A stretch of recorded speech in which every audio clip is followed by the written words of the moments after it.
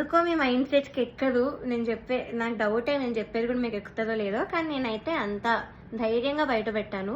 Because నేను ఈ career వదిలేద్దామని డెసిషన్కి వచ్చాక నేను ఇవన్నీ బయట పెడుతున్నాను. బికాజ్ నాకు ఇంకా రావు ఆపర్చునిటీస్. ఎందుకంటే పెద్ద పెద్ద నేమ్స్ తీసుకున్నాను, వీళ్ళందరూ మీరు చెప్పాను కాబట్టి నాకు ఇంకా ఉండదు.